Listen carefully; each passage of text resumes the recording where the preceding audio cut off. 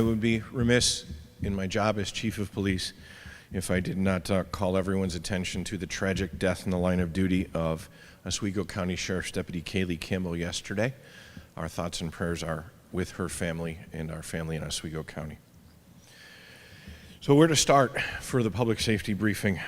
So many good things, so much going on as a department, it's hard to capture in a brief presser like this.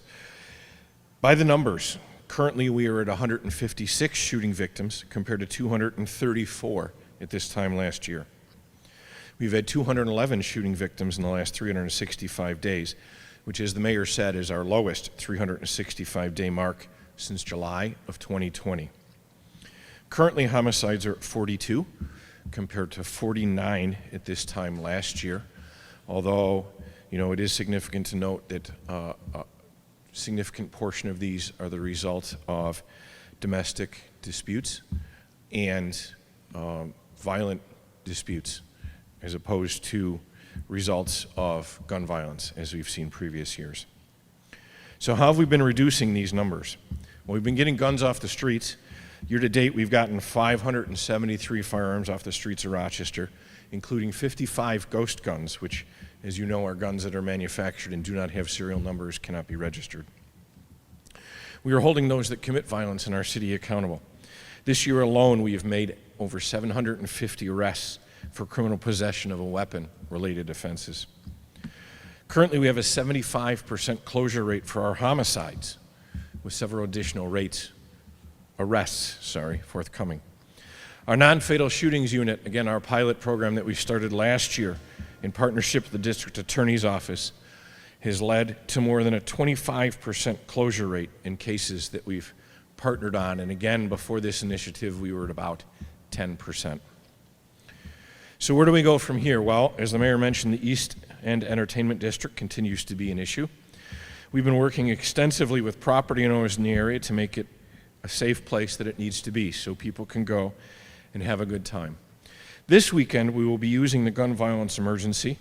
We will have an increase in officers and security personnel, and access to the area will be restricted to those 21 and over only.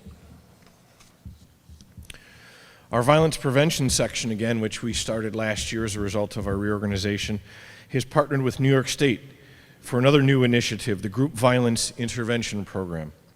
We will be working with intelligence-based data not only to target specific individuals, as I've talked about before, but we're going to work towards targeting groups that are bringing organized violence to our community.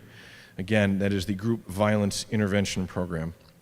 This also includes utilizing the powers of the federal government to continue bringing federal charges against the most violent offenders. Currently, there are still over 51 offenders in the county jail being held under federal charges.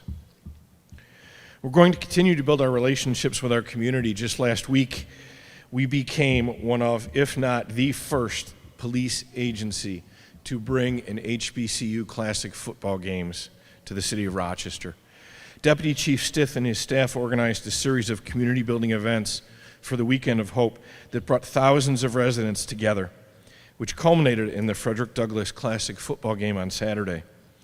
Around 7,000 people attended and watched two HBCU schools battle it out right here in Rochester.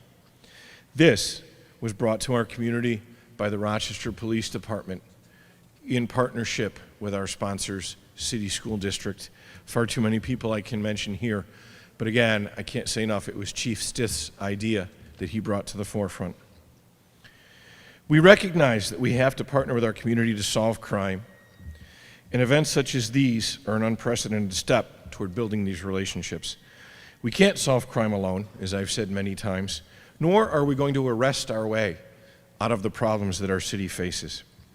We need the trust and the help of our community, and these events were a giant step in the right direction.